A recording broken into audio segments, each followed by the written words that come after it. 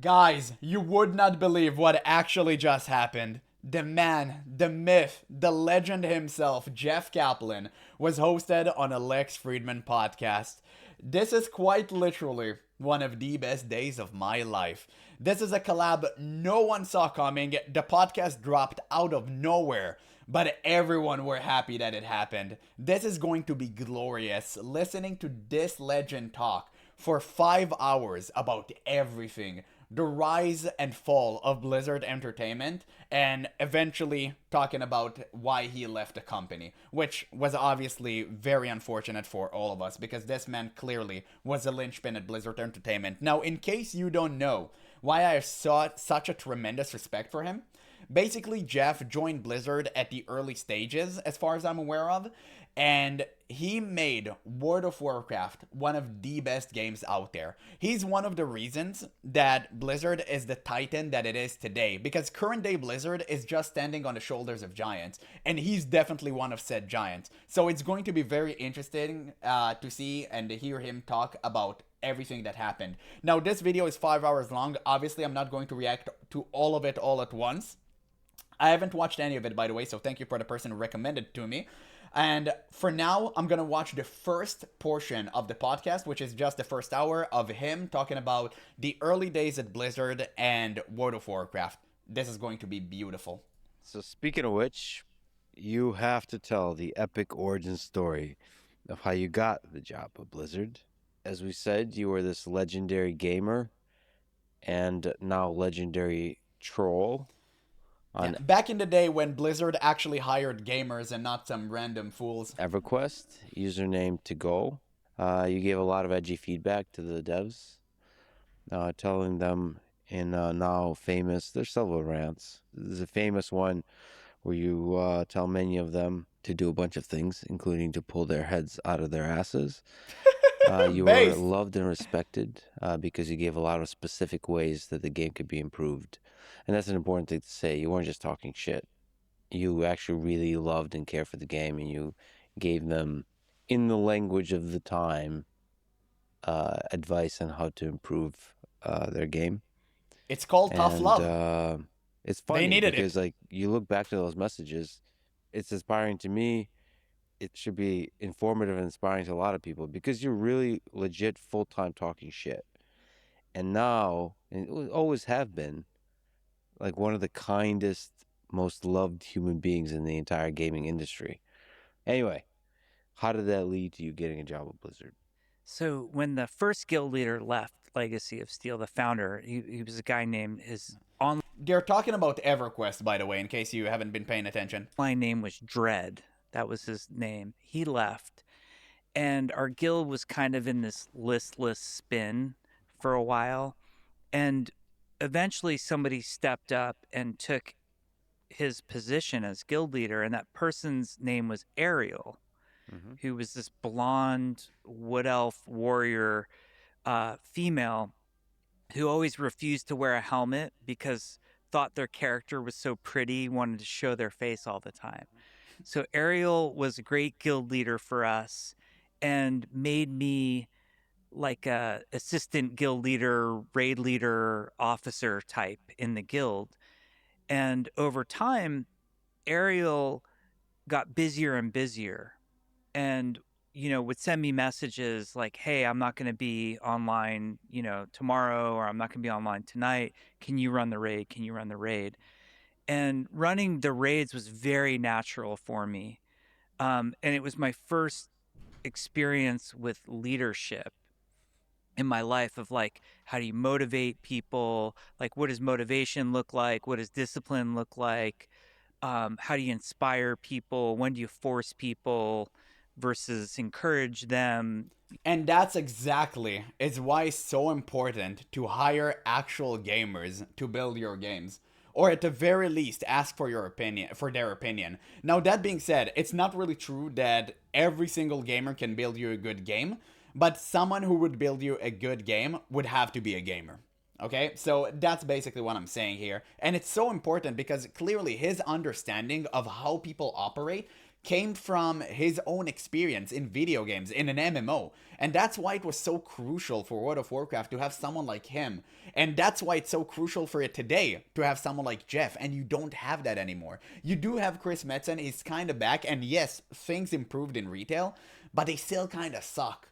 So one person is not enough. You need everyone to be on board with the same mindset and mentality of making a game for gamers. So it was a learning experience for me on the fly, and I had the safety net of the real guild leader would log in eventually. I should mention, I'm just now reading about, doing a bunch of research on Justinian of the Roman Empire, and he rose from being a peasant to being emperor. So I see a lot of parallels in your life journey. That's quite the exaggeration, but emperor. sure. Go ahead. I At respect least the EverQuest analogy. guild leader. That's as much Uber as I can guild. say. Uber Guild leader, best guild on the nameless server. So as time went on, Ariel became busier and busier, and then one day they contacted me, and we were having this like whisper back and forth, and they said, "You're gonna have to take over the guild. I'm just too busy." And then it came out later. Well, let me back up a second. I started fooling around like around this time. Half-Life 1 had come out. Oh, dude, I cannot love this person enough. It's crazy. He played the exact same games I have. It's so good to see that. Man, I love Half-Life. To this day, it's one of the all-time favorite series of mine. I cannot wait for Part 3 if Gaben would actually rise and, ascend again and bless us with Half-Life Part 3, especially now that I know that it's connected to Portal. By the way, spoilers if you have been out of the loop for the past 10 years. It's, oh man, I please just, Gabe, give it to us, okay? I had enough. I don't want to wait anymore.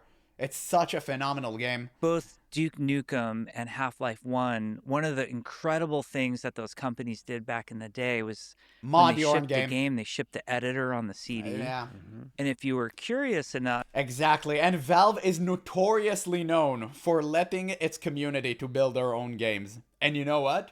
People gobble this up. They love it because whenever you give your players agency to create their own dream, you would always see a bad and a good product. Like always. And you can take the good product and make it your own. And that's exactly what Valve has done with Half-Life mods that turned into Counter-Strike 1.6, that turned into CSGO, which is a phenomenal game that I played Counter-Strike 1.6 back in the day. I play Counter-Strike Global Offensive right now. Like CS2 actually. But yeah, it's beautiful. It's beautiful. And Blizzard did the same thing as well with Warcraft. And what happened? League of Legends, Dota 2, Heroes of Newerth.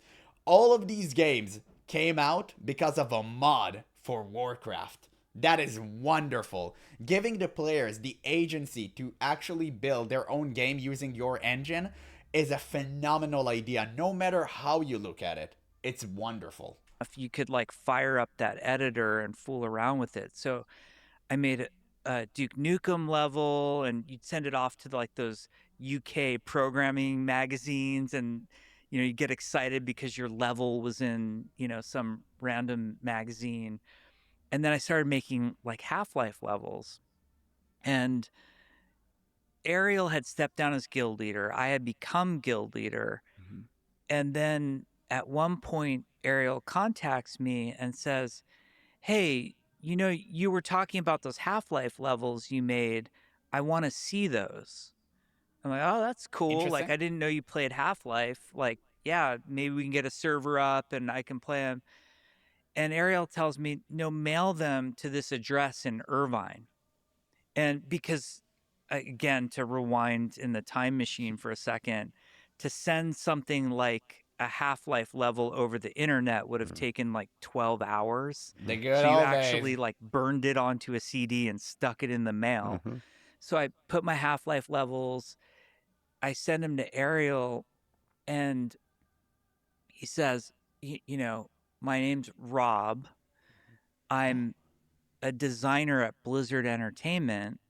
I hear you're in Pasadena because you mention it. I would write about, the Rose Parade and, all these things on our website. You know, it was blogging before blogging existed. So he knew I lived in Pasadena. He's like, Irvine's only an hour away. Why don't you come down, see Blizzard, and you can also meet, and he names like 4 Wow. people in the guild. And I'm like, they all work at Blizzard too? He's like, yeah, we're Oh my all god, dude, they were scouting him from inside the guild.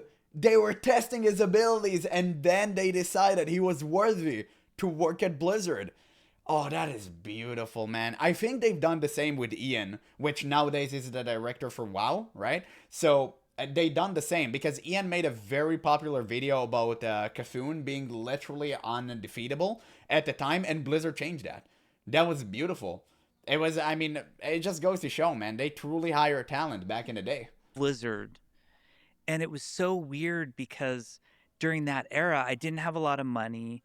It was not like, kind of nowadays, it feels like everybody plays every game, but you had to be selective. So, like, I never bought StarCraft or Diablo or Warcraft. I was much more of the Half-Life, Quake 3 guy around that time. Damn, he was a And shooter I never guy. played a Blizzard game, and I just got invited to, like, go to Blizzard Entertainment. Was Blizzard already legendary? You know, with the Warcraft and StarCraft, was it building this like great legend of this game company I think they were building momentum. They definitely weren't a titan, like, yet. that seemingly doesn't miss? It was very much on its way to enshrining itself as being one of the legendary game. Like, it was beloved by gamers, but there were still ignorant people like me who hadn't played, you know, War 2 or Diablo 2. Exactly. They weren't a household name yet, especially at the time where it was more difficult to become one. Nowadays, it's completely different. Nowadays, you can have one game that popping the hell off and everyone knows about you. Or StarCraft, which was shocking to people. So you weren't like freaking out. No, I was freaking out in a different sense. I'm like, am I going to get mugged when I, Right. like, is this a scam? Because Yeah. you didn't meet people off the internet. Yeah. So I drove down there. I ended up, there was Rob Pardo, who at that time was the lead designer on Warcraft 3. And he was Ariel, you know, so okay, it wasn't a woman after all. Oh! It wasn't this blonde. Of course, it wasn't a woman. Without You know, a I don't know helmet. what you expect at that Wow, point. dude, what a great story. I can't believe he was Ariel. That's fantastic. Wait, so he worked at Blizzard, he was an important designer, and he played a ton of EverQuest? That's insane. And it just goes to show how much influence this game had over World of Warcraft. It's beautiful. Like, they just took the good parts and left out the things they thought weren't that great. And that's how they made great games, man. Like, Blizzard just elevated the formula. Rob Pardo, to this day, a great friend of mine named Scott Mercer was the enchanter in our EverQuest guild, a guy named Dale O'Min. There was a guy named Roman Kenny who was like this totally psychotic wizard who played in our guild. And I had lunch with these guys. You know, we just went out to Irvine to like a restaurant. And, you know, forgive me for the misuse of the phrase, but it was like my coming out moment.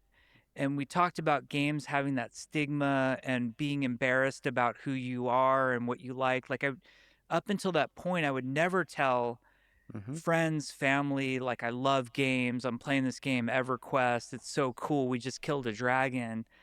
And so you were hiding this part of your identity. And it's so crazy to see how everything shifted in the past, like, 30 years, right? Like, even back in the day, admitting that you were playing D&D was considered satanic. All of these weird stuff. Nowadays, it's one of the most popular things in the world. Everyone is on D&D right now. It's super popular with channels, with video games. We've seen it with Baldur's Gate 3 and all of that stuff. And nowadays we have series coming out about D&D. It's crazy. Like, the entire like scene is completely different. Everyone is on video games nowadays. Everyone. I'm out to lunch with these guys in Irvine, and we're talking about dragons and swords and, you know, raid tactics and talking shit on all the people in the guild. And I literally had this moment where I felt like myself for the first time. I just felt like so comfortable. And that was an eye-opening moment. And after that lunch happened, he invited me for a couple more lunches down, just I just thought as like, oh, now I made friends with these people online. Now we know each other in real life and they happen to work for this game company. And another one of the lunches, they invite this troll warrior to have lunch with us, whose name in the game was Barfa, the troll warrior. Mm-hmm. And Barfa wasn't somebody who played with us all the time, but kind of like Ariel got into the guild kind of on the side. It was one of those like inside invites of like, who's Barfa? I don't know, but Barfa's in the guild now. And there was, at the time, it was a new dungeon called The Hole. And we had never done it before. And we jumped down in this hole and we're doing this whole dungeon and everything goes wrong, as it's prone to do in EverQuest. And the whole guild escapes except for Barfa, whose troll character's so big he can't jump out of the exit. Mm-hmm. Really? And I had this potion that was like a really expensive potion that was a teleport potion that, no one but someone in the Uber guild could afford at the time. And I hand the potion to Barfa and I say, here, use this. It'll teleport you out. And I'm a rogue. I can just stealth and get out of the dungeon on my own. So I saved Barfa, not really knowing who Barfa was. And I did it with a very expensive potion. Please tell me it was Mike Morheim. Rob introduced me. This is Alan Adham. He plays Barfa. I'm like, oh, Barfa. And we, you saved me in the hole that time. Well, it turns out Alan was the founder of Blizzard. Yeah. And he was sort of the head of everything at that time. It was Alan, Mike Morheim, and Frank Pierce. And what I didn't realize with these lunches were like, I just loved them because I felt like I was myself. I felt true happiness being surrounded by these, people who were talking about video games and I felt comfortable around. And one day Rob logs into EverQuest. He wasn't playing much at the time. He said, I want you to tomorrow to check the Blizzard job site. Mm-hmm. I'm like, okay, I'll check the Blizzard job site. And they had announced World of Warcraft and posted on the job site was the job for an associate quest designer. And the funniest part of it was, I forget if it was a requirement or a plus in the job description, but they're like, we really want somebody with a creative writing degree. And I'm like, you guys set this up for me. Like they were just looking, and it was that hindsight moment of like, actually these guys were just interviewing me for 6 months. And they were actually friends and they were really cool about it too. And I just had the fuck it moment, like that job opened up. I applied with all my heart, they had a bunch of quest writing on it.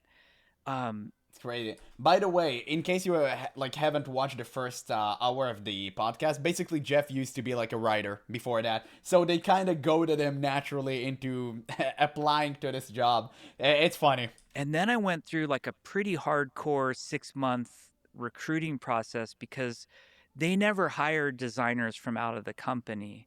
Traditionally, designers were promoted from within Blizzard. Either they would like transfer out of other disciplines, or they would come from quality assurance, tech support.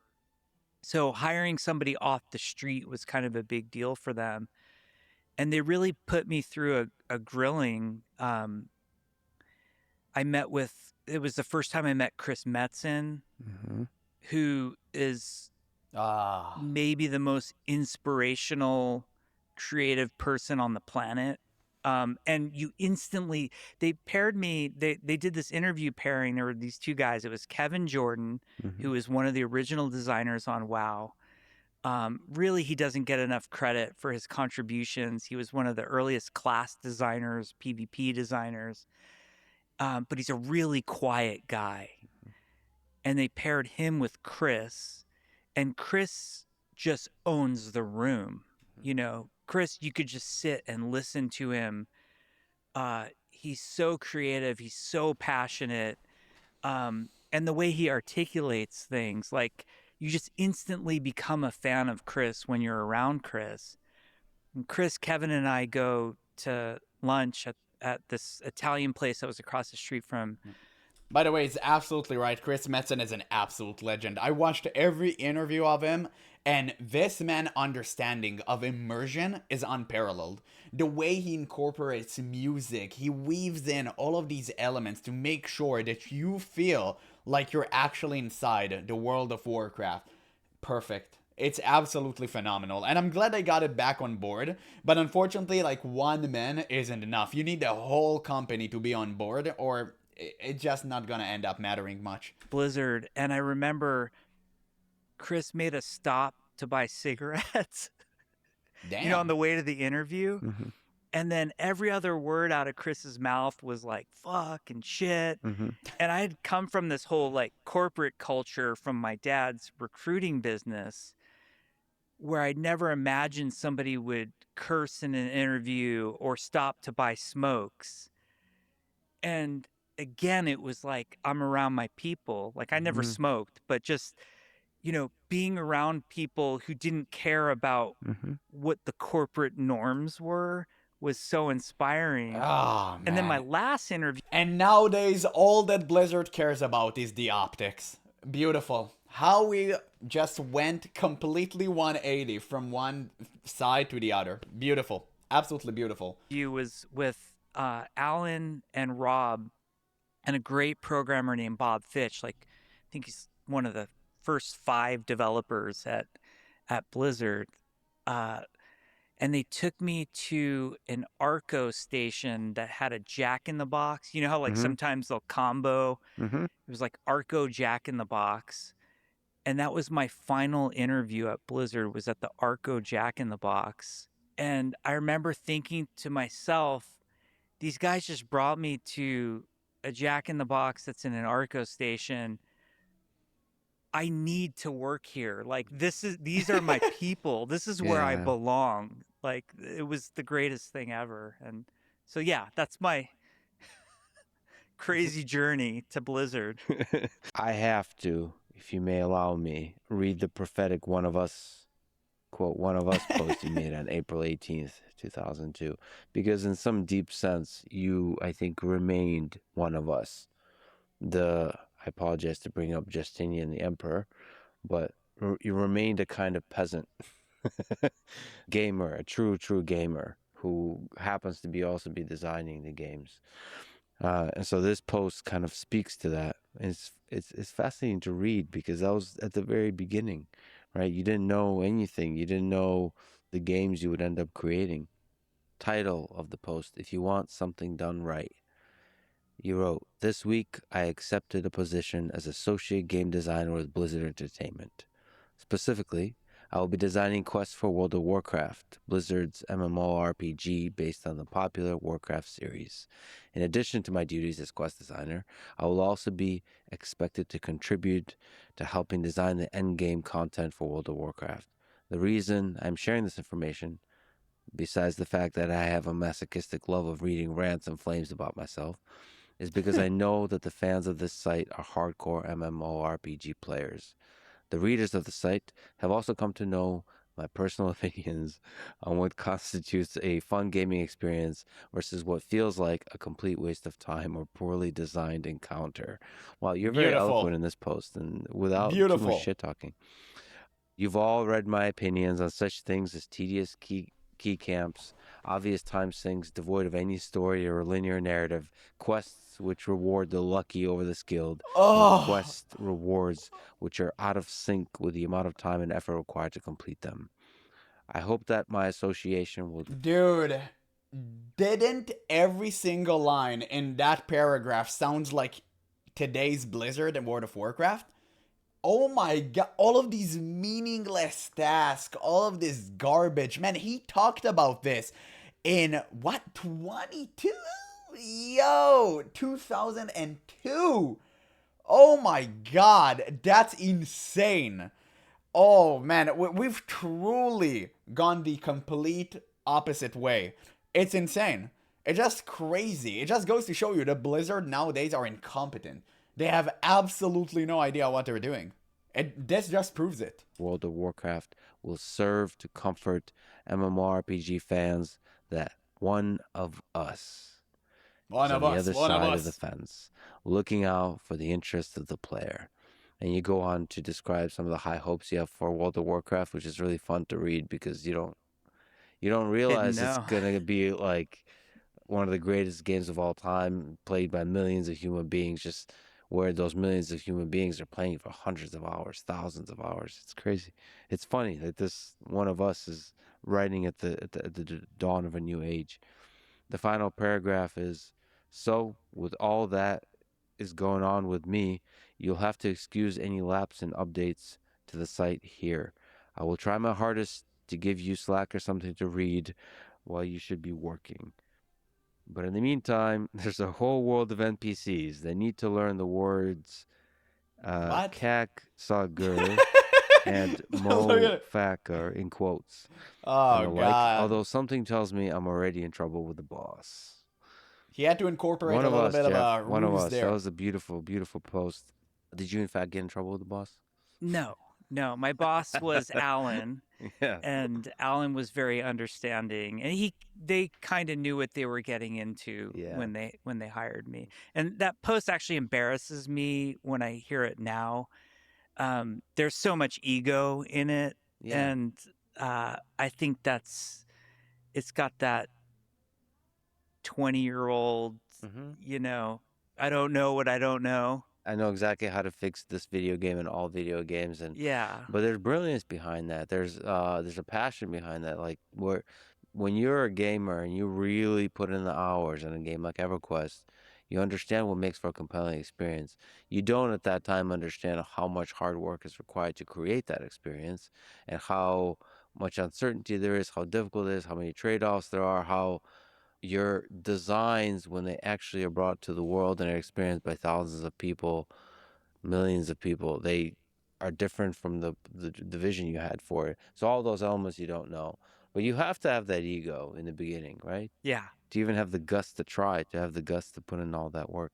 So what was it like? What were the vibes of early Blizzard like? They've at this point Warcraft 1 and 2, Warcraft 3 is in production, StarCraft. These are legendary games. I spent probably over 1,000 hours in these games combined. I played Warcraft 1, 2, 3. I played StarCraft 1 Oh. and 2. I played WoW, of course, Diablo 1, 2, 3, 4. Played Diablo 2 with Stay a While and Listen with Deckard Cain. Stay a while and listen. And listen. I mean, some of these characters, some of Classic. these experiences just will stay with me forever. Anyway, so big thank you to those early Blizzard folks. What was it like? What was the team like? What were the developers like? What was the vibes like in those early days? It was amazing. It was the dream when I showed up at Blizzard on my first day. The office was on the University of California Irvine campus at the time. They have this research and development park where if you're like a tech company, you can get office space there. And Blizzard took up when I joined, it was 3/4 of the building was Blizzard, and there's like a building right next to it that had like Cisco and it was like all kind of techie places. Huh. And it was so funny because you drive up and like everything was very serious and corporate, and then outside of the Blizzard offices, it's everybody's wearing black t-shirt and shorts and throwing frisbees and playing hacky sack and on scooters and skateboards, and you're Yeah. like, okay. And they're not cube crawling, which is the most probably important part here. They're not cube crawling, they're not fridge raiding for any milk. No, they're just doing some shenaniganry outside having fun like a normal human beings. Imagine that. Okay, that's where Blizzard is. So it was that environment. I remember walking in the door and thinking like it feels like I'm walking into a dorm room because it was just posters on the wall and there were actually like people would have futons because they'd be sleeping because we would work so Wow. much back then. But the vibe was, it was very small. Like Blizzard, the day I joined in May of 2002, was fewer than 200 people. And that included, there was a whole group up in San Mateo called Blizzard North. So Oh, yeah. Blizzard South, the Irvine group, was responsible for StarCraft and Warcraft. And there were two development teams at Blizzard. It was called Team 1 and Team 2 at Blizzard South. Team 1 was revered. These are the RTS guys. They made, StarCraft, Warcraft 2, and they were, at that time, they're working on Warcraft 3. Team 2 was kind of the redheaded stepchild. Like, apparently before I joined, they had tried to spin off a second team multiple times and failed. And then they finally decided they were going to make World of Warcraft. There was a game called Nomad. I don't know what that game was exactly, but that was what Team 2 was working on at first. That got scrapped, and Alan steered the team towards World of Warcraft. And there's an amazing designer named Eric Dodds. He'd go on later in his career to be the game director of Hearthstone. Him and Ben Brode basically were the core designers behind that. But Eric and Kevin Jordan were these two key designers working on World of Warcraft for Team 2. And then you had this tech group that was headed up by John Cash. And John Cash, the first day that I showed up to work on Team 2, they said, you have to go get your login from John Cash. I'm like, John Cash from id. And John Cash has a skin. You could be John Cash in Quake 3. So, and then he saw me, and he was a huge EverQuest player. And he was like, you're the guy who runs Legacy of Steel. I'm like, you're John Cash. And we had that moment where we kind of fanboyed out on each other. And it was just, the vibe was so cool there. Like, there were very few producers. So a game team, there are 5 core disciplines that make a video game. You've got engineers or programmers who are writing the code. You've got the art team that's making all the visuals for the game. And that spans everything from like 3D modeling, characters, environments, to also animation, tech art, making it all work. You've got game design, which some companies don't have design. The artists and the engineers do it. Valve famously has... And that's a big mistake, by the way. They shouldn't. You should always have a separated person that completely and soullessly focus on the art of the game. Always. Because you can't put too much effort on the people who just make it. You need to have someone creative actually pulling the strings. Like, that is very important. Very few designers. In my opinion, at least. Designers, because everybody there is a designer. But in companies where design is a discipline, which it very much is so at Blizzard, game designers are sort of the creating the game experience people, setting up all the systems and content in a way that gets the player to navigate through the game. So that's part of his story, part of this quest design, part of it is like how you move through the game world. Yes. So game designers, there's a spectrum, like same with art, same with engineering, of roles within game design. Some are more heavy on the system side. So like any game that you've played where loot drops, Diablo 4, World of Warcraft, Escape from Tarkov, whatever. Oh, that's kind of a recent example. If there's loot dropping, a designer has planned out very carefully what drops where and at what percentages. That would be like a systems designer. A content designer is somebody who's going to make quests or write storylines, or there might even be a narrative designer, which is even more focused on story. But designers, run the gambit, and then you've got these jack of all trade designers that can do it all. So that's the design group. There's production, which is project management. And production is different at every game company you go to. So if you talk to someone from EA or Blizzard, production might be very different. They might be the boss. They might actually be a designer, or they might be more of a project manager.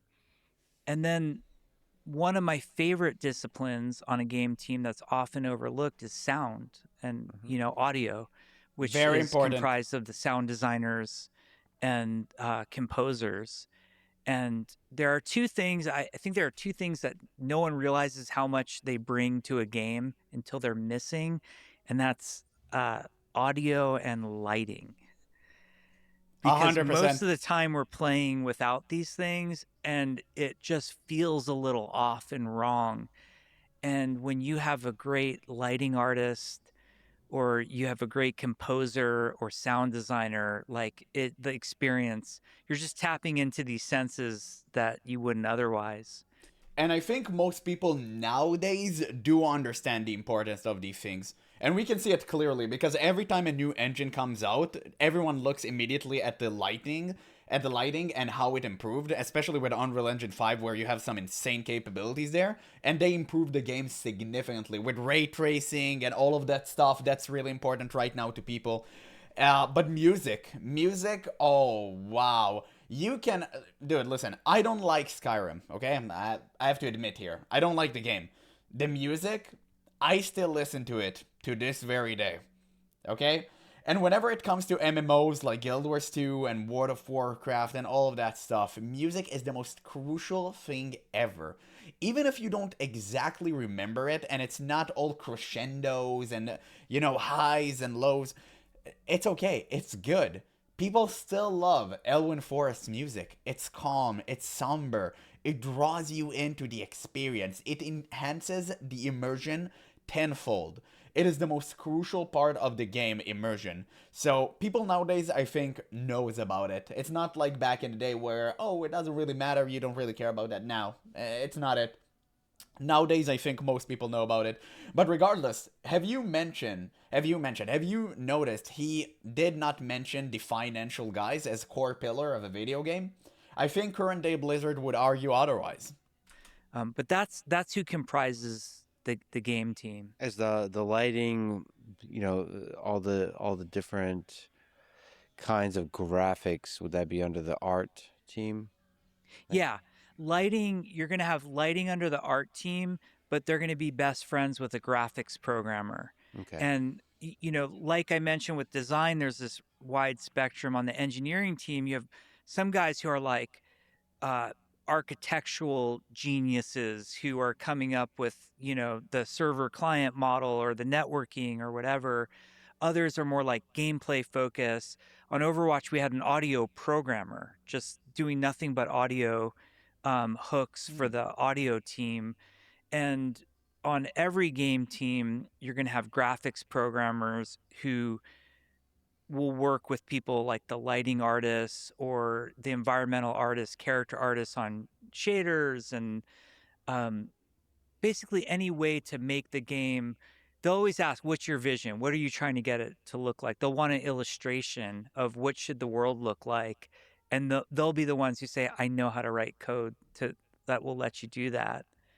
So you partner a great graphics programmer with a great lighting artist, and that's actually the creative tension behind games. And what makes game teams so unique is if we were to line them up on some crazy spectrum, on one end, you're going to have the artists who they're creative, dare I say, emotional, they are artistes on that end.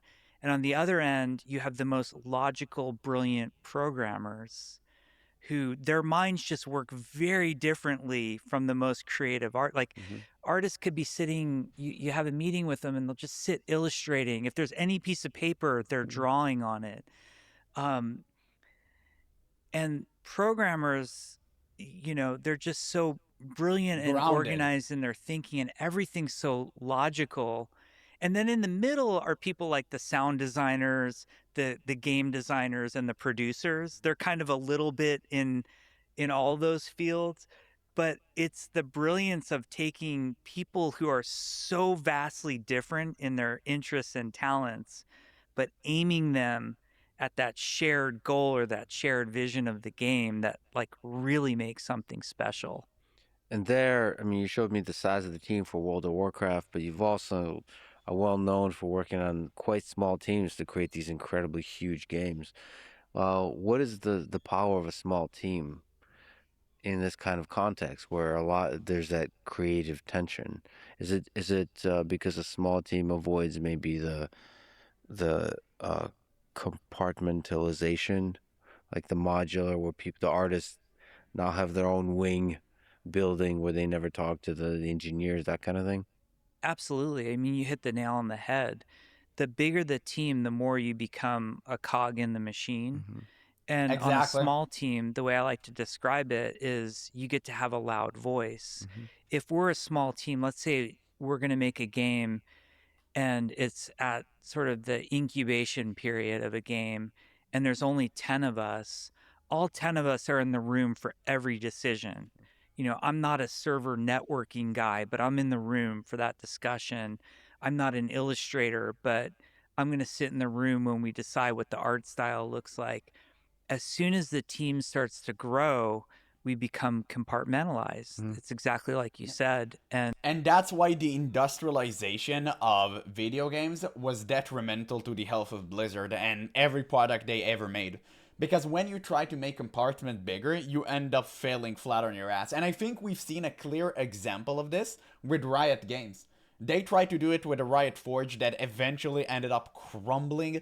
They lost every single game they made because it completely fumbled, or especially with Hightail, right? They just let this game go, and now this game is actually super successful, which is just odd to me that Riot has neglected it for so long. But at the same time, I'm glad they're doing good on their own. So you can tell that industrialization can be a good thing for certain products, but not for something as delicate as a video game, because you really need to target your audience. And whenever you have a big group that doesn't connect with each other, you have issues finding the right formula to make a good game for your fan base. And that's a real problem. But when you have a focused group, you would always get the best ideas because people are starting to understand each other from inside a company. And that way they can connect and make a better product for you, the consumer. So that's why making a big company doesn't necessarily mean that the product would become instantly better. It would just mean it come out faster. But most likely the quality is going to be hurt by that. There's a weird thing that happens. And also, I think that's exactly what happened with Hearthstone. I used to play Hearthstone a ton, and now it's just the same garbage with minisets and all of that stuff that don't make any sense whatsoever. But back in the day, it was actually goated. This is just kind of a human nature thing. The less you interact with somebody, the more you sort of become alienated from them and vilify their point of view. Mm-hmm. You tend to look at what they do and say with skepticism rather than trust and belief in them. And I find on Absolutely. smaller teams where we all know each other's names, I know what everybody's working on every day, they know what I'm working on, everybody can talk to each other. There's none of that stereotyping of a discipline. On big unhealthy teams, you start to say things like, well, the artists just don't get it. They don't understand what we're trying to make. And when you back up and you think about the statement that you just said, it's like such an asshole statement. Like, really, all the artists don't get it? Like, that's A, that's not true. B, that's sort of demeaning to them. Like, they signed up for this is their life's work too. Yeah. This game. But nobody cares because you're already infighting, and it ruined the company from within. And then you have all of these people who doesn't care about what the other person say, and the game just ended up being a jumbled mess. It's a huge problem. I completely agree with him, 100%. Game is going to be as much theirs as it is mine. So who am I to say a statement like that? It's harmful to a discipline to think that you understand the world and those silly other folks don't. and you have nothing to learn from them really, and they're deluded in some kind of way. That's so powerful. Fast forwarding a little bit, when we formed Team 4, and which went on to make Titan and ultimately fail, and then that got Titan. rebooted as the Overwatch team. The idea that I tried to get through to the team was to make an assumption. And really, like, Blizzard is one of the top game developers in the world. And we were very fortunate when I was there, and I imagine it's this way today, that we could No, Riot Games is taking over and running laps around them. And when Riot would eventually release their MMO, if it's going to be any better than World of Warcraft Classic, they're gonna bury Blizzard 100%. recruit whatever talent we wanted. The best of the best wanted to come work at Blizzard. And if you sort of go through the paces of that and say, okay, when we recruit somebody, let's say we're recruiting an artist to make props, boxes, chairs, whatever. That is the best prop artist in the industry. That's who's going to show up on our doorstep. So when they show up here, we should treat them like the best prop artists in the industry instead of starting from a place of doubt and cynicism. So when that person speaks up and says, I think, like with Overwatch, for example, I think we should do this, we should do X instead of Y. Instead of saying, well, I'm a believer in Y, why are you against my idea X? You should take a moment, have a deep breath, and say, man, the best prop artist in the industry is suggesting something. Why don't I listen to it? I actually do for myself like this kind of thought framework or thought experiment whenever I'm talking to a new person, especially if I feel in myself a little bit of tinge of that feeling. Usually it happens with like a really young person, like an undergraduate student or something like this. I pretend that they're the smartest person in the world in my head. And then now, like, it puts me in the mode of like assuming I have a lot to learn from them. And it helps. You actually like really listen. I literally think they're the smartest, wisest human on earth. It helps me. I had that, like, I think, I'm no expert. I'm a game designer. So, like, as much psychology as I know is how to manipulate people into having fun, hopefully. Like, I don't know. I don't have an important job, but Yeah, right. psychologically What's fun? speaking, one thing I think a lot about is ego, and I think about insecurity. And insecurity we all have.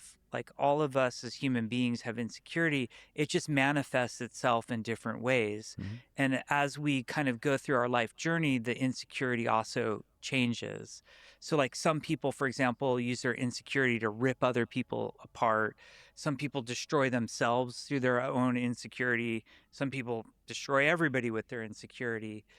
But I had that moment as a young lead when I first was made a lead on, like, World of Warcraft, where I felt it was very important to be right and to, be shepherding the correct idea. And I actually got pulled aside. Like, Pardo and I had a meeting with a couple people who weren't game designers. And it's always tricky as a game designer because constantly everybody's throwing ideas out on a game team. Like, there's no shortage of ideas ever. And we were in some meeting about something, and these people kind of threw out these ideas. And I wasn't mean to them, but I very kind of systematically, like an insecure, ego-driven new lead would do, I kind of, well, let me tell you why that's wrong, and let me tell you what we're going to do instead. Yeah. Basically speak in a very condescending tone. I mean, I get it. It's the pirate software way. He used to be like that, now he ain't. I mean, I'm glad he learned about that. Because that's very important. You always need to hear other people's opinion, even if you think they're stupid. That's why we always welcome all the opinions in the comment section here, of course. But You know, it's actually, in reality, really crucial for a game because you may be surprised by what other people have said. So you can never know. I mean, it's always better to hear the other way, the other side opinion, like always. And after the meeting, Yeah. Pardo Yeah, otherwise the game become homogenized. pulled me aside and he said, "You're a very smart designer, but you shouldn't do what you just did to those people. You should always listen to what people have to say and try to make their ideas work." And I just, over and over, I was like, okay, anytime an idea comes my way, let's try to make it work. And it went from this kind of thing that I didn't believe into to actually like a core part of who I am today as a leader, as a game designer, as a game director. And some of the best ideas have come from developing other people's ideas, where your first reaction is like, no, that's wrong. And then just kind of sticking with it and going, Beautiful. but how could we make it work? And the most gratifying part when it succeeds is they get all the credit. And you've sort of elevated this person whose idea wouldn't have been championed, whose idea by the insecure, egotistical lead of, early 2000s would have just said no. Now their idea is the thing everybody in World of Warcraft or Overwatch is just loving, and they get all the credit.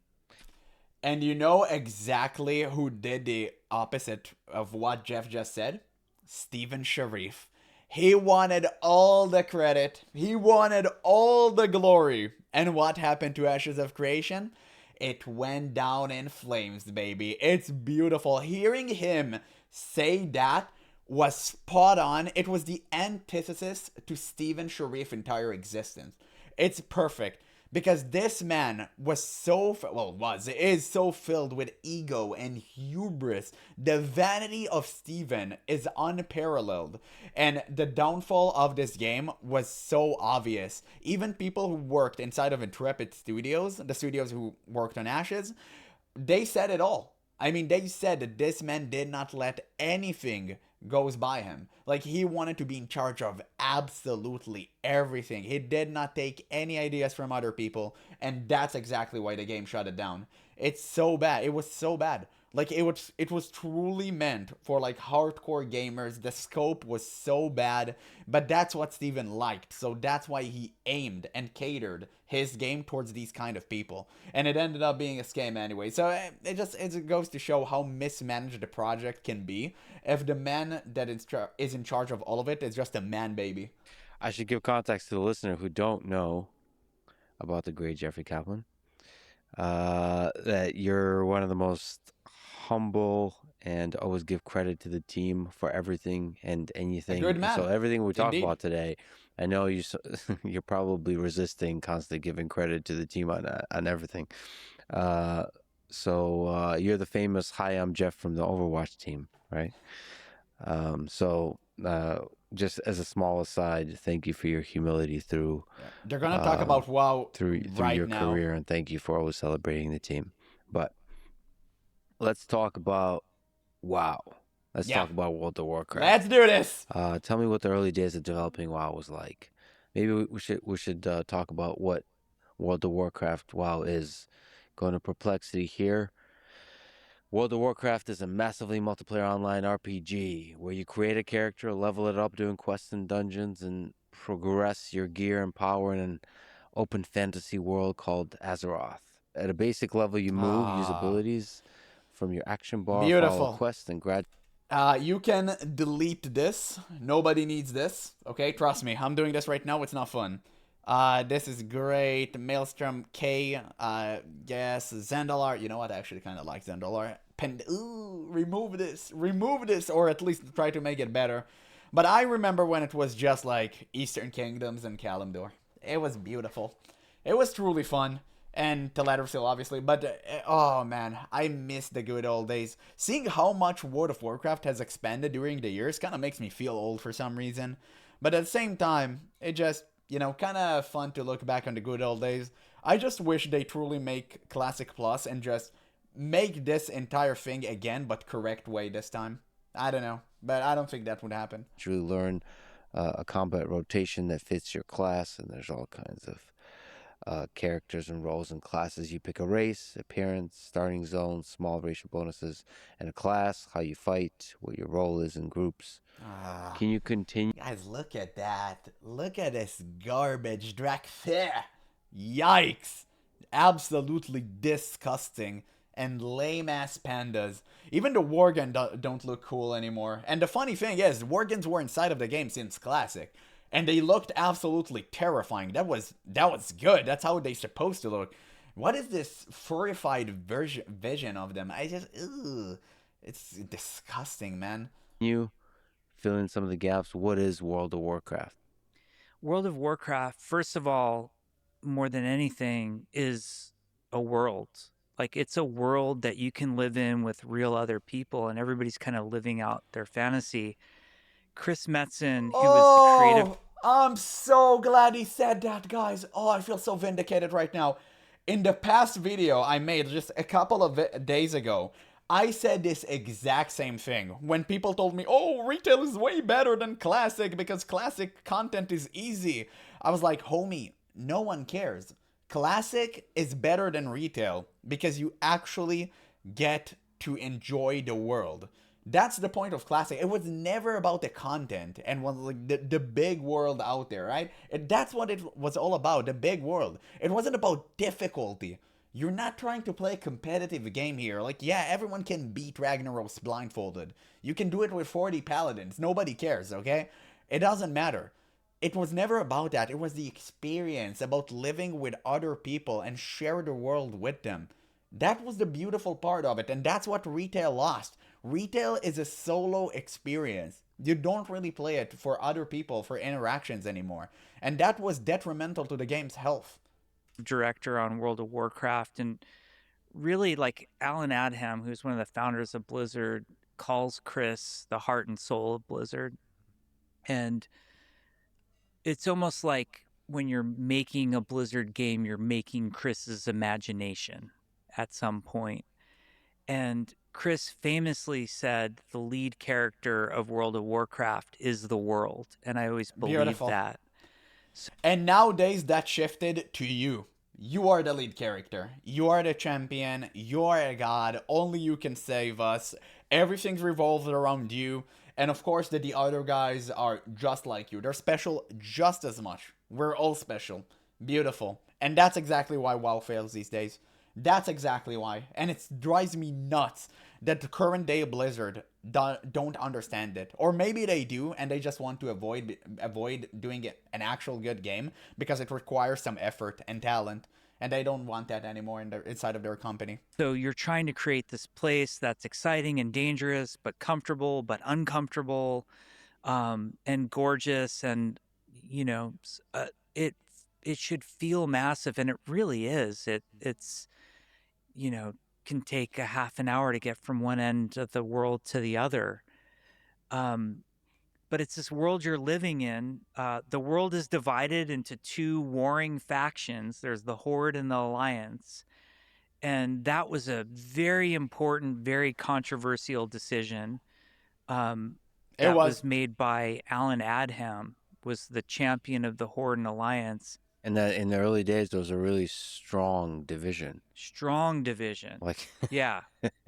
You pick a side and then you hang around with only people your kind. Yeah, and you get it tattooed in real life on you. Like, the amount of people who walk up to me and show me their Horde tattoo, like, That's it's awesome. epic. It's as a Horde main for life based. But at the same time, I think the faction system was a mistake. I think it didn't make much sense. I think they could have gotten rid of it after vanilla World of Warcraft, because the Alliance and the Horde kind of came together to defeat like Nax and stuff.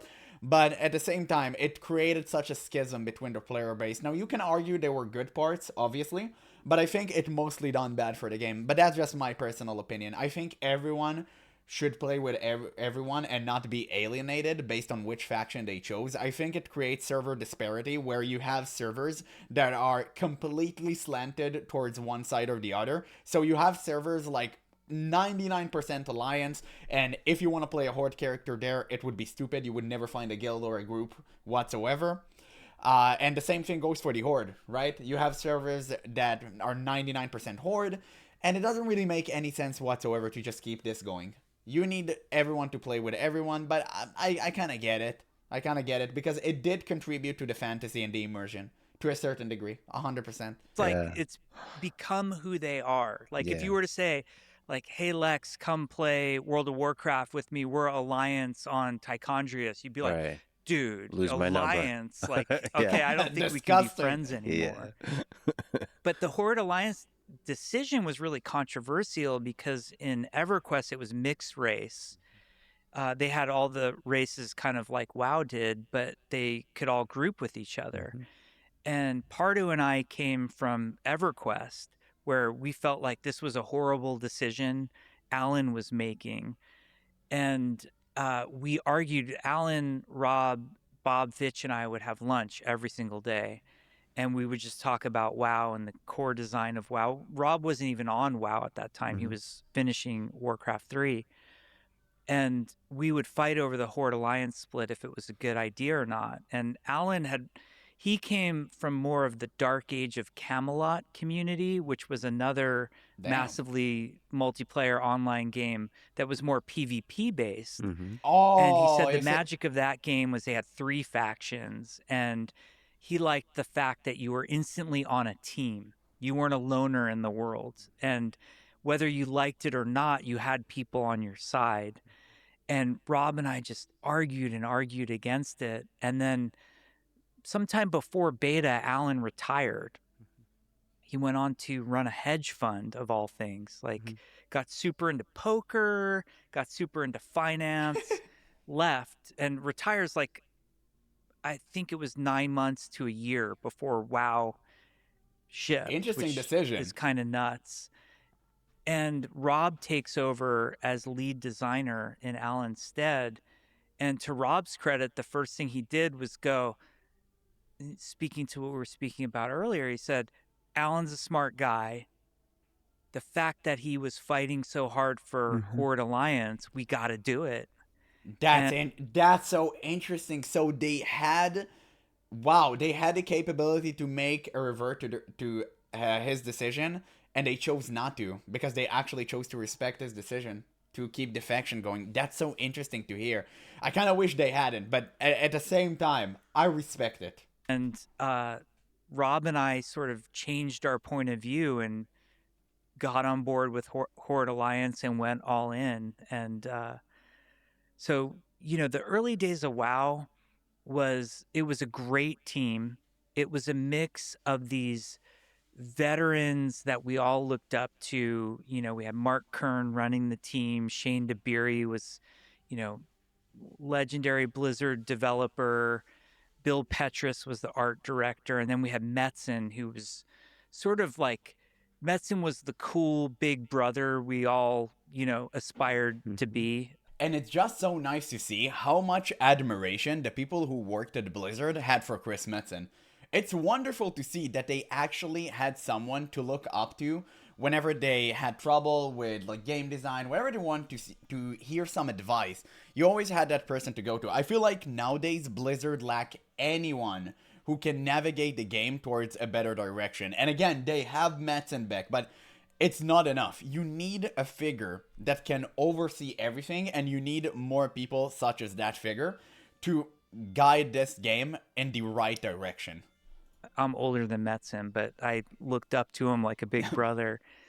And then there were a lot of us who had never done it before, or they had also pulled a lot of people from other teams and other game types. Like, for example, the guys building the dungeons, they hired out of the Quake community. And because they didn't have any hardcore MMO designer on the staff at that time, it was, Kevin and Eric and Alan were sort of the only designers. They started building Quake dungeons. as like Quake levels as the dungeons. At one point, WoW was even made in QE Radiant, which was the Quake engine, and then they What? later, retooled to where they were using a proprietary engine. So we were like this hodgepodge, like the Bad News Bears is how I would describe the WoW team, of this mix of veterans and then people like me. Like, I'm just some fucking idiot, who played a lot of EverQuest. Sometimes that's all you need. Sometimes the right guy can do the right things if he's put in the right situation. That is wonderful, actually, to hear that. So, you see, it just goes to show, I had this one guy in my comments telling me, oh, everyone working on a game need to be absolutely proficient in video game language, and they all need to know exactly what they're doing. Like, no, bro, what are you talking about? More so, Expedition 33 has proved the exact opposite. It was like 80% novice engineers, right? And developers. So you had people at the top kind of guiding them into the right direction, but also the scriptwriter never wrote a script. She kind of fell into it by complete, I wouldn't say accident, it was just like a coincidence. Because she was working on something else inside of the game, and then like the director told her, hey, you want to write a script? You're pretty talented. And she was like, yeah, sure. And it worked. So you had many more people like this inside of the company, and it actually worked. It was never about experience. It was more how good a person can contribute to the project. So you can have an experienced veteran inside of the gaming sphere that knows everything and know exactly what to do. But inside of a certain game, he's clueless because you're not building what they used to. They're building something else. And you can have a complete novice that just really loves the type of game which you're trying to build, and he will just blow your mind away because they actually know what the player wants. So it was never about seniority. It was just about skill. And I end up at Designing Blizzard. quests. Yeah, like, okay, we're going to design World of Warcraft now. And I've said this later with hindsight, I think a huge part of WoW's success, especially with the early WoW Team 2 in its earliest formation, was that we didn't know what we were doing. Perfect. You kind of, like, it's that Titan was the example for me. Titan was the attempt at making an MMO after World of Warcraft at Blizzard, and we failed horribly, and we had the best of the best on that team. Yeah. And it's because everybody was too much of an expert on how to make a groundbreaking phenomenon MMO. Crazy. Exactly what I just said. Exactly. One by one point, he went over that. You see? I told you. Like, it's obvious. It was never about seniority. It's just about passion and understanding. You can have a novice engineer knows to actually do way better work than a veteran. 100%. It just depends. You need to put the right person in the right game. That's pretty much it. World of Warcraft was a bunch of people, like a very successful, sure of itself company who had made StarCraft, Diablo, Warcraft, with a bunch of yahoos, basically, who was like, yeah, we can compete with Sony Online. Yeah. At the time, they were making EverQuest 2. If we go back in the time machine, EverQuest 2 had been announced, and EverQuest fans, we were just drooling for EverQuest 2. It wasn't, oh, cool, World of Warcraft. It was EQ2 was going to take, the chalice and run with it. And then, of all things, they announced Star Wars Galaxies. And they had a brilliant designer on that, a guy named Raph Koster, who had come from that Ultima Online. And he's just a really smart game designer. If you can ever watch one of his lectures, like he lectured a lot at GDC. And, we're like, oh my God, they're making EverQuest 2 and Star Wars Galaxies, and they have the Star Wars intellectual property. We're fucked. Like, how are we going to compete? And everybody had seen the success of EQ, EverQuest, and everybody was going to make an MMO. And it was just a question of who was going to win. Yeah, who's going to do it better? Immense pressure of this small team. It's so funny watching this in retrospect, knowing that EverQuest died. Like, and nobody knows even about it today, just like old people such as myself. But it's hilarious to see that back in the day, everyone were on it, right? It's funny. It just gives you a completely different perspective of how they thought back in the day. And that's why you should never be scared away of competition. I always said this, competition is a good thing. You can definitely win a top dog if you're like good enough. If you have the talent, you can 100% do this. And this is what happened with Fortnite, right? Nobody thought PUBG can be defeated. Like, everyone played that game. It literally what started the entire Battle Royale craze. And then Fortnite came and blew every other game out of the water. Like, it was number one in everything, even above Minecraft, I think, which is insane. And to this day, people play the hell out of this game. It earns a ton of money and just a really solid game. So it just goes to show, if you want, you can make it happen. Because Fortnite wasn't even supposed to be a battle royale. It was a completely different game that I remember looking at because it looked interesting. It was like zombie survival game. And they turned it into a battle royale because why the hell not? They already have all the assets. And lo and behold, it was actually successful. Of just this hodgepodge of this unlikely team that kind of looks fast forward into Overwatch, the heroes in Also Valorant and Counter-Strike. I should have mentioned that, right? Overwatch, but working extremely hard. Now, you told me about crazy work hours, and not because you were forced to, but because you wanted to, because your heart was in it, because you're like, this is everything. Like, you loved it. Yeah, the games industry has a terrible reputation for insane amounts of overtime. It's just called crunch. Like, do you crunch or not? These days, crunch is not allowed, not permitted, heavily frowned upon. Yes. If we were to work overtime, somebody write an article about it next week and say how horrible we are for working overtime.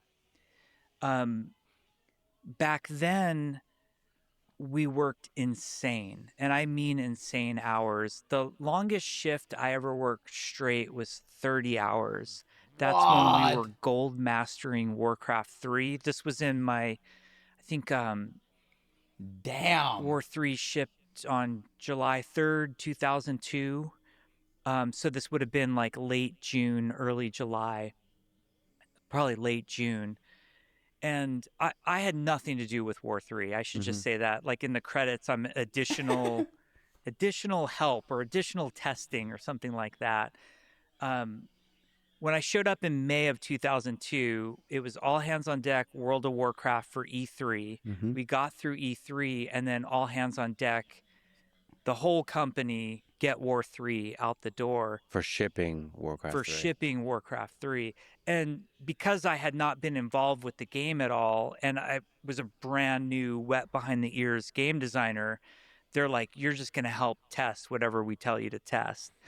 So we're trying to gold master, and there's a crash that happens rarely if you run one of the cinematics. Like, you have to be watching the cinematic after one of the levels. Oh. And then there was a crash that happened.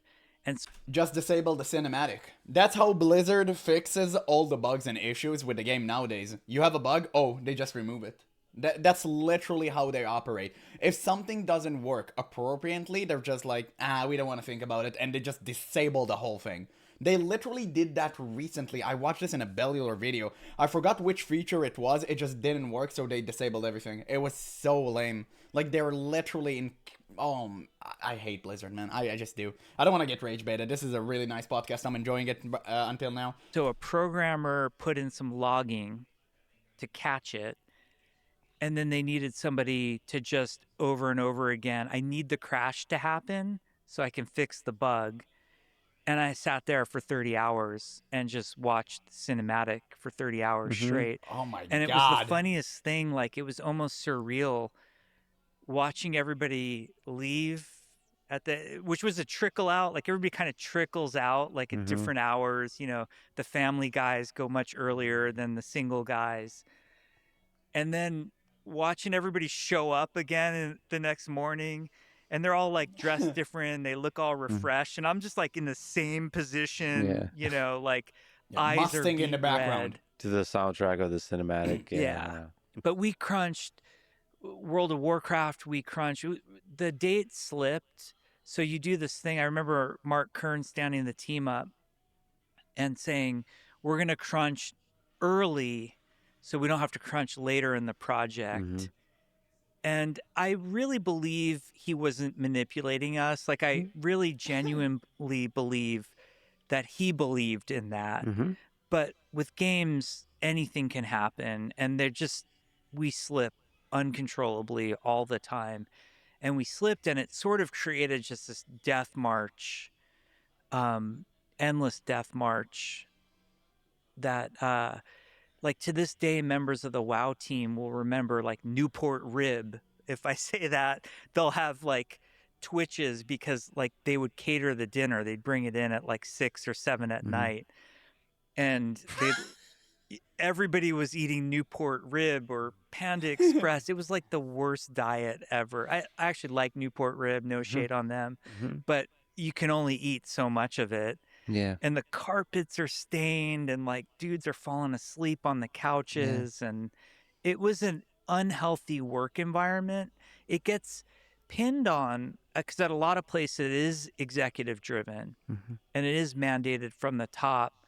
But the hours that I worked, I never blamed on anyone but myself. I just wanted to. I remember, coming in on Memorial Day, like, with sand from the beach on my feet because I really wanted to get some work done that day, and working through Christmas. And those were things I wanted to do. I never felt like somebody, held my feet to the coals. Yeah. That's crazy to hear, because you had developers that are so passionate. They were willing to sacrifice their own time and enjoyment for the sake of your game. But to be fair, it sounded like he enjoyed it. And he was so passionate about WoW. It's just so refreshing to hear, man. Because nowadays, everyone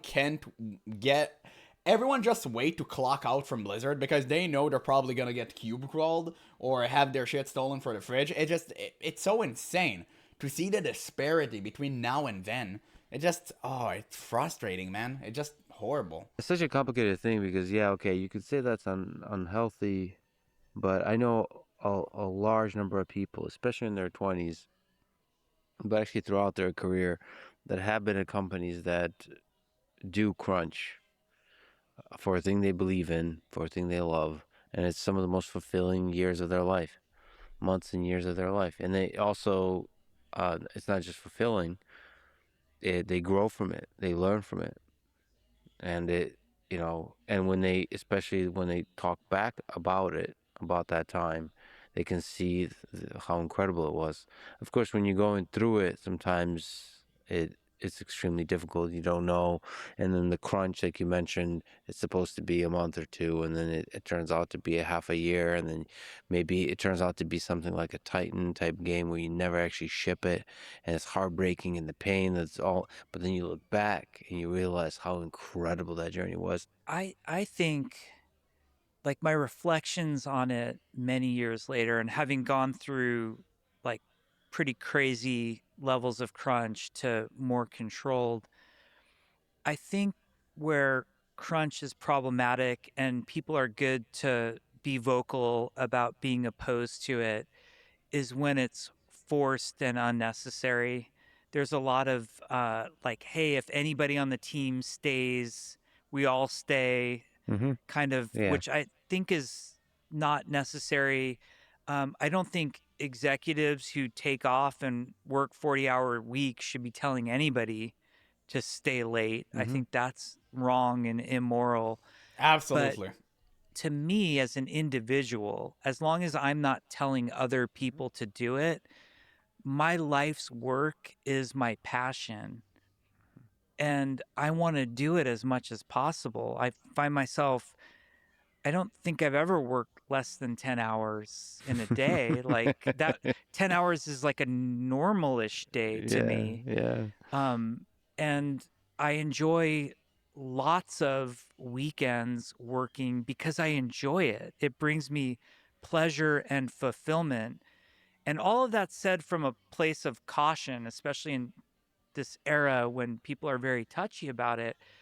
I don't try to impose that on anybody else. I don't want anybody to feel like they're obligated to, but please understand it's what makes me who I am, that work ethic. I enjoy it. I actually, some of my fondest memories are from those WoW crunches. And then looking back and reading some of these stories is pretty cool because me as a fan on the receiving end of some of those video games, you bring joy to millions of people. It's awesome. Okay, we're back. Oh, we're So I so think it's back. fair to say that before WoW, MMO leveling, like in EverQuest, consisted of, maybe that's simplifying it a bit, but standing in one spot and killing monsters for hours.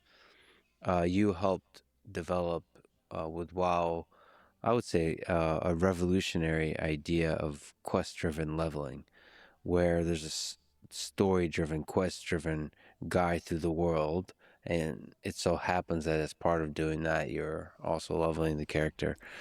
So the leveling is both fun and is the engine that drives the story that then also immerses you into the world and then pulls you in more and more and more and more. So take me through this process of Beautiful. developing that idea Of making leveling fun. Yeah. Imagine that inside of an MMO. It's so funny to see how many MMOs skip on this nowadays. They don't care. All they care about is the end game, and what you do during the leveling is kind of just like meh. They use the leveling as a vehicle towards the end game, so they rather you just have a ton of XP boosters that comes in all sorts of way. It can be like a buff, it can be a straight up boost like Guild Wars 2 does it, but they would never make the leveling fun again because it's too much of an investment. It's such a damn shame because you need to invest in a narrative. You need to make sure everything work perfectly fine in terms of like guiding you through the right directions, and also give you a little bit of sense of freedom and agency on which quest to take and which not. And people, and not people, just big companies aren't willing to commit to that. And obviously, smaller companies don't make MMOs because they're so goddamn expensive. And it's just so frustrating to see because people do care about the leveling. We can see it from classic WoW. People still enjoy doing the same quest over and over again and immerse themselves inside of the world. But no companies want to invest in that anymore. quest-driven design. Sure. Yeah. There were actually a lot of people involved in it, and they all kind of contributed in their own unique ways. Alan Adham was the lead designer on WoW when we first sort of decided we were going to have a quest-based game. We used to joke that like EverQuest barely had any quests in it. Yeah. It did have True. quests. They weren't really in front of the player in an obvious way. You kind of had to seek them out on a website.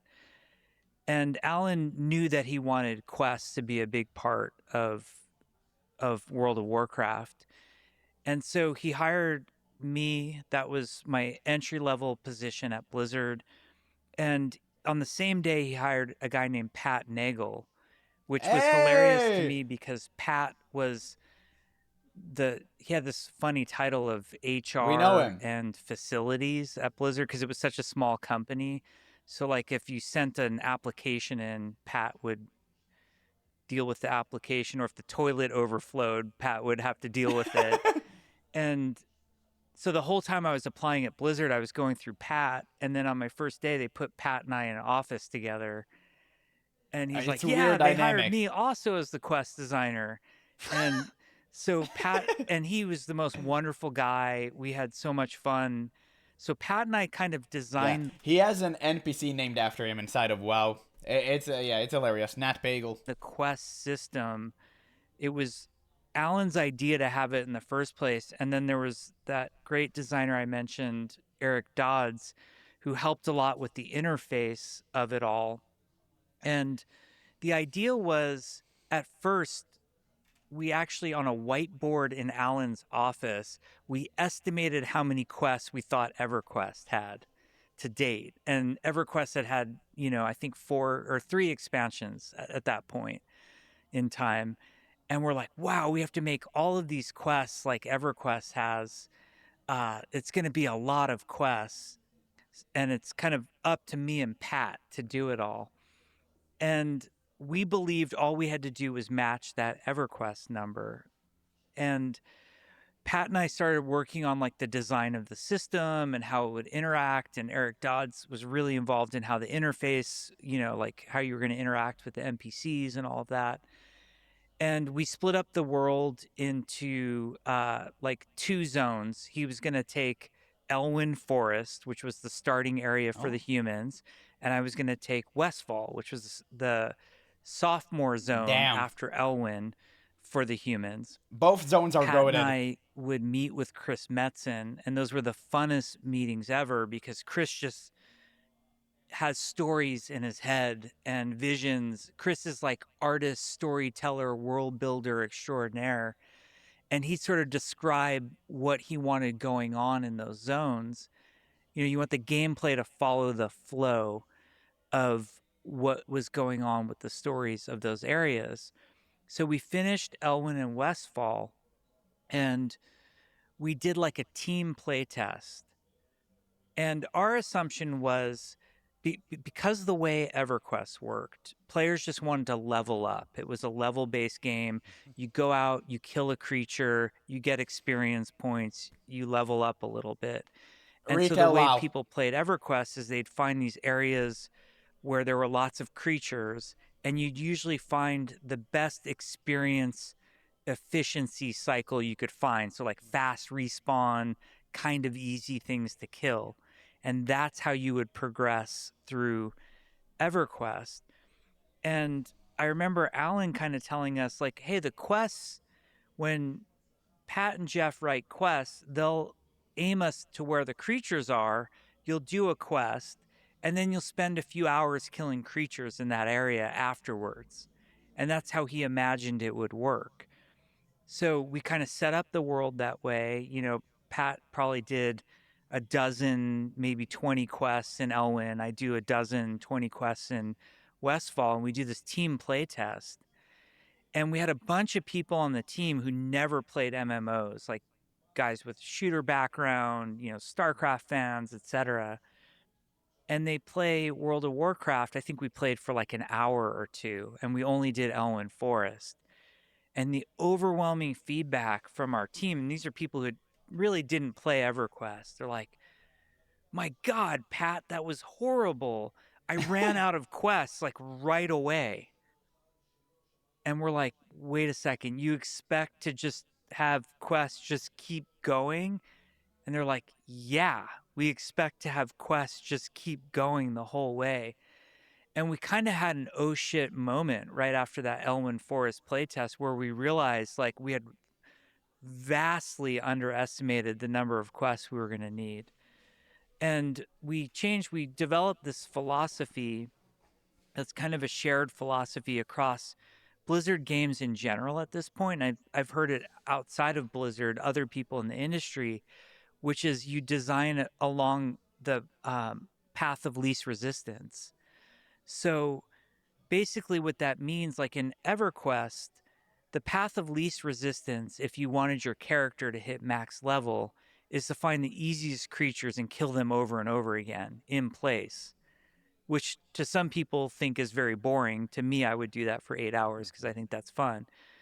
But we decided in World of Warcraft, we said, why don't we make the path of least resistance? So in this case, the way to get the best experience, the fastest, not to be killing creatures in one place, but will overload the experience into the quests themselves, and then that will move you through the world, which will get you to see everything. It will enable us to tell these awesome storylines. It sort of did a lot for the game, and I think it was like a fundamental change in MMO industry. I mean, that was such a clever decision, and it just goes to show how Blizzard used to take an old formula and elevate it. It was perfect. It was absolutely perfect. Just take the quest and string them along the narrative and make people go through certain adversities and tribulations and all of that, and through these incredible roads where you have multiple paths you can take, and it would create an experience on its own. Oh, I'm back. Sorry about this, boys. In the genre, like if you look at the things that EverQuest was very popular and very successful, and it was hitting like hundreds of thousands of players. And WoW blew the doors open and was tens of millions of players. And I think the fundamental difference there was that WoW allowed you to play as a single player. Yep. And what makes an MMO, massively multiplayer online game, massive is having the other people there. And they're so important, or else the world feels kind of wrong and dead. But the concept that we have to force you to interact with them to do anything is very off-putting to a lot of people. And the fact that people could come into WoW and just kind of the game design way of describing it is directed gameplay. Mm-hmm. And some games have extremely tight directed gameplay. Like, for example, if you were to play a single player game like Last of Us, you know, you'll have those moments where they'll be like, you'll come up to a log and press triangle to duck, or else, or whatever the duck button is, left stick to duck to go under. And that's like the ultimate in directed gameplay. Like, they're telling you exactly what to do. On the other end of the spectrum is a game like Minecraft, like vanilla Minecraft, where You have you'll find absolute it's very freedom. divisive amongst gamers who love Minecraft or hate it. The ones who hate it are like, I don't know what I'm supposed to do. Like, you drop me in this world, I'm supposed to dig or something. And that's the type of player that needs directed gameplay, or they're going to cycle out. Not all players need it. And what WoW did, that it doesn't seem like an innovation, it doesn't seem like revolutionary, but it sort of created this directed gameplay that felt optional but really wasn't. I mean, I think it's It created an ecosystem for the players to experience the game to its fullest, but they weren't specifically told that they were needed to do those things. So for example, you can go into a dungeon, right?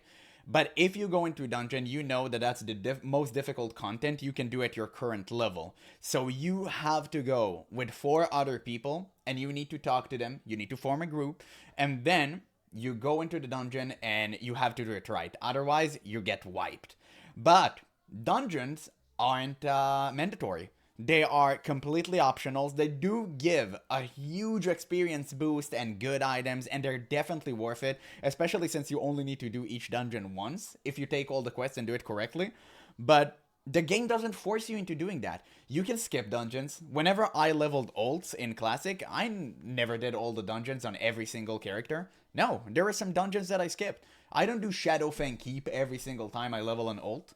So you have the agency to choose a different direction for yourself, and that's the best thing that Blizzard offered. They offered you a choice. Nowadays, the choice is taken from you, and there's nothing you can do about it, because you have to grind Mythic Plus. You have to get this, you have to get these items, right? And when it comes to raiding, it's kind of just nature of the beast. That is the natural endgame, so I'm not going to talk about that. But you gotta do dungeons. Back in the day, you really didn't have to. You can only get certain items and then start raiding and you'll be golden. But nowadays, that's not the case anymore. And it's kind of unfortunate because they keep throwing you into a loop of mandatory garbage that you have to do. And that's why people quit. It's like that with the dailies. Would be a better suitable example for that. Because I don't want to do dailies. I hate dailies. I hate rep grind, reputation grind, and all of that stuff. I don't want it. But Blizzard is forcing this upon me. I have no other choice. They just tell me, oh, it's the game now. Like, bear with it. Well, it doesn't have to be. It can be different. You can go back to the old ways. absolutely revolutionary. It basically changed gaming. It changed the way we see games. And it was so successful in part because it became a mechanism by which you could spend hundreds of hours, thousands of hours in the game. I mean, it's kind of a, like, obviously, it's one of those, all these great ideas are always like this, right? In retrospect, you're like, well, obviously, if you make the Path of Least Resistance quest-driven gameplay, then it's going to be the reason that most people play. But it is true that I'm with you on, I both like the quests and cow level. Yeah. I guess you have to design for everybody. That's the tricky thing. Like, how do you fine tune this? If you think of it as a loop of like accept quest, kill 10 rats. Wait, they actually added that into the game? The Myth 2027, 1927, started as a fan rumored in Diablo 1 that clicking cows unlocked a secret area. The joke, Blizzard trolled fans by making there is no cow level a cheat code in StarCraft.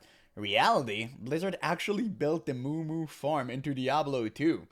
Oh my god, that's based. Wait, how do you enter? Players combine Rit's Leg and a Tome of Town portal after beating the game. That's cool. That's dope. They were such trolls, and I love this. I didn't know about that. Ding, level up that loop. Hell bovine. Like, how do you fine tune that so it's maximum fun, or fun for the maximum number of people? Is it, how difficult is that? It's extremely difficult, and not everybody's good at doing that. We all, to some degree, lack the self-awareness of how we tick. So we're all different types of gamers, but if you ask me to describe the type of gamer I am, I might actually be giving more of a picture of the type of gamer I wish I was, or the type of gamer I want you to think I am versus the type of gamer I actually am. And that's why it's so important to have variety of opinions when you're creating a video game. Exactly that, because if you have same mind and like-minded people all at once, the opinions become homogenized, and then the game takes a direction that not necessarily most people would enjoy. So that's why it's so important to have like diversity of opinion. By playing lots of games, you cannot be an exceptional game designer without playing the shit out of as much as you can and understanding it on a deep level. Absolutely. And the weirdest part about it is you're not just looking for the greatest hits. You learn just as much from a shitty game that you do from an amazing game. And also, like, a lousy game can have a great system that was tuned wrong, or lacked the correct interface, or they didn't put the right visceral polish on it.